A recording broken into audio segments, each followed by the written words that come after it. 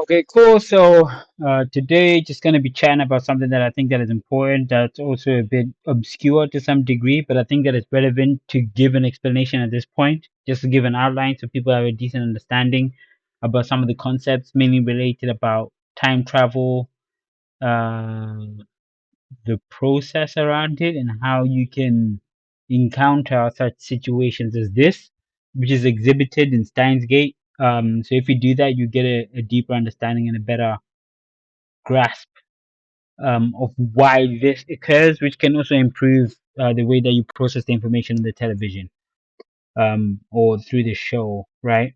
So that's one thing. Second thing is like this thing, like if you work for a company, right, and then if you leave a company, some companies have this clause where like you can't talk to the employees from that company for like a couple, whatever the preset amount of time is, which is a valid thing, but we come to the understanding where that validity is made void if you, for example, go to meetups or if you use online chat rooms or whatever the case may be. So in scenarios like that, um, unless if the company finds out, which is weird, in that case you just have to investigate like how they found out and what's the point for them finding out. But then in situations like that, it's the responsibility of the people that work at that company to remove themselves from that environment because not everybody has that awareness of where people work. Just I thought I'd put that out there. Um, Not everybody knows and not everybody actually talks about it. So in that scenario, I don't know what happens. But regardless, I don't give a shit because I'm like, it's logically it's logic to remove yourself from such situations. If not, then whatever. But I think that's troublesome. I just thought about that as an issue, which again is also part of the thing that we're going to be discussing today. So I'm just gonna go ahead and read something a little bit puzzling here that we might find, which is the topic for today. So let's see.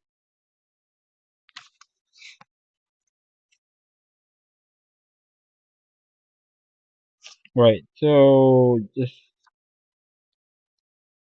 double checking.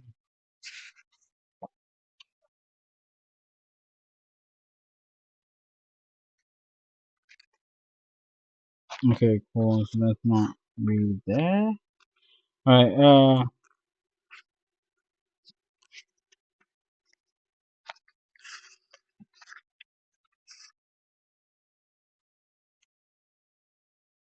Okay. So this is about the study of uh epistemology, right? Which is a key thing. Which is the study of nature. Which is the study of the nature of knowledge and the processes that create it, right? Which is the key fundamental thing here. So sometimes you can encounter specific situations where, if you consider the process of time travel, where knowledge does not exist in a specific environment. So I'll just go ahead and go and say that to read this here, it is that in each story, great literature comes into existence without anyone having written it. No one originally wrote it. No one has created it, and that proposition, though logically consistent, profoundly contradicts our understanding of where knowledge comes from. According to the um, epistemological principles that I just defined prior, knowledge does not come into existence fully formed. It exists only as a result of creative processes, which are step by step evolutionary processes, always starting with a problem and proceeding with tentative new theories, criticisms, and elimination of errors to a new and preferable problem situation.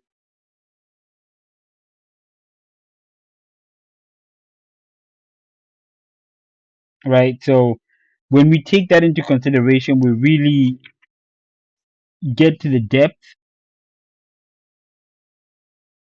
of what we're trying to understand here. You know, the concept of how knowledge is presented and understood, not just in the mind, but also to the process of time, right? And how that sort of manifests itself. The mind plays a part, but again, we're more just looking at the holistic, the whole view here. So in this way, knowledge paradox situations violate epistemological, or if you like, the evolutionary principles. They are paradoxical only because they involve the creation or our. They are paradoxical because they involve the creation out of nothing of complex human knowledge or of complex biological adaptations.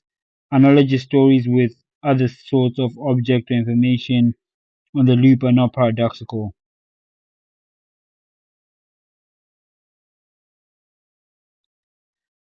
Right. So, in understanding that, you can come to understand why these situations present themselves as they are. Number one, the foods that you eat are very important here, right? Because the food that you eat determines where you can travel to and how you can actually travel, right? Because you can't move through different places with processed foods without actually having, you know, without that the process that forms that processed food coming into existence, right? First and foremost, that's one thing that prevents the time travel from occurring properly. So it's either you feel very stagnated, you feel some type of effect from that, so that's a major issue. Um, you know, processed foods, things that are of a particular nature will generally deter, because obviously, of course, that knowledge that creates that food in itself is not present therein,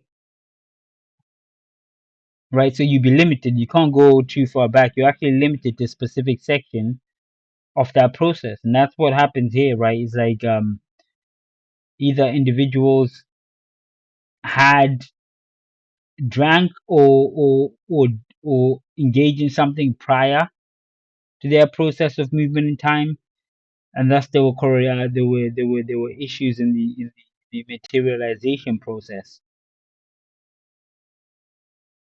right? Same with the sort of bananas there. It becomes somewhat problematic, especially from a food perspective. But not only that, there's also the issue of um, time displacement, right? I think that the cells themselves within the banana are very different to the cells within a human being, right? So how long was the cell? How long were the bananas in transit, right?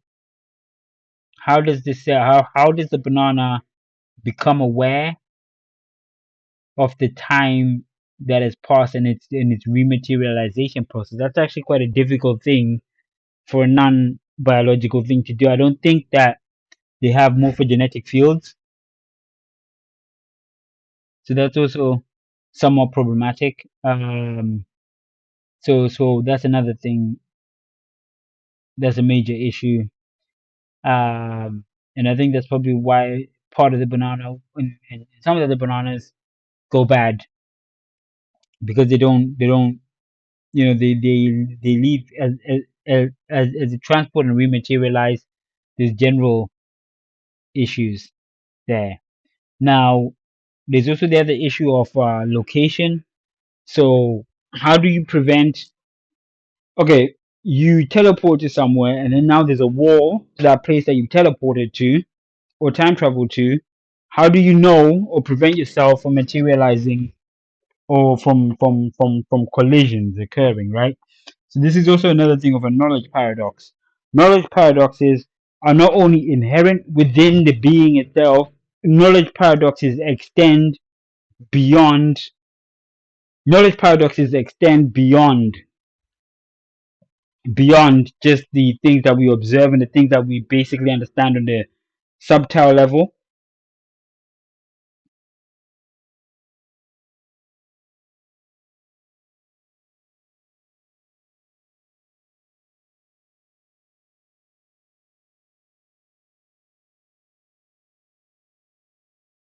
That makes sense. So even in particles themselves, the knowledge particles are the knowledge paradox actually is an issue, and I think it's definitely an interesting concept to me personally, because even just like the whole concept of a knowledge paradox is very new. but also very interesting because then I noticed that this is how these things actually came into being. This is why these errors here occurred. It's because of those main issues and not actually in the major science itself.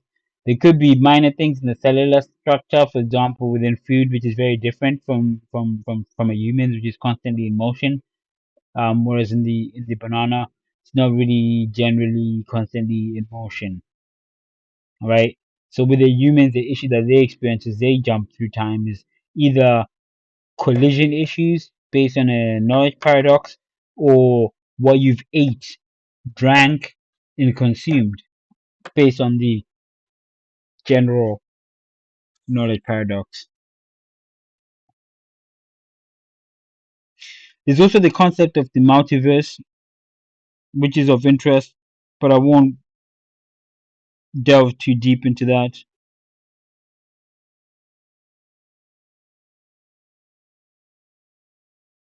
Yeah, I won't go into too deep into that. But the thing with the multiverse, what you need to understand is that there's limits, right? So people believe things like, for example, with time travel, if, for example, you make a cup of tea, or with parallel universes, then there's a universe of you that doesn't make the cup of tea, or etc. etc. Now, when it comes to that, there's statistics and probabilities that come into play.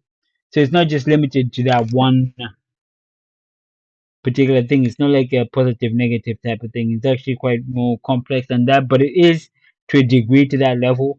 But there's a lot of statistics and probability that comes into play. Then there's also a lot of things like variables and influences and things of that nature that come into play in relation to that. But it's mainly geared towards on the statistics section. And that's pretty much it, really. Um,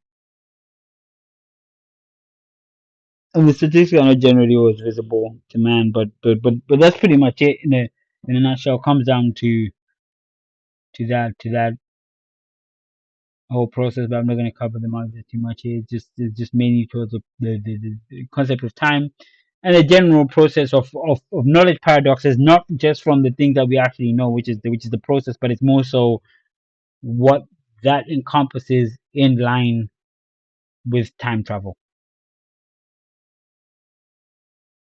basically. Hope that'll make sense one day, or at least I hope this will be useful to somebody one day. Take it easy. Thanks for listening.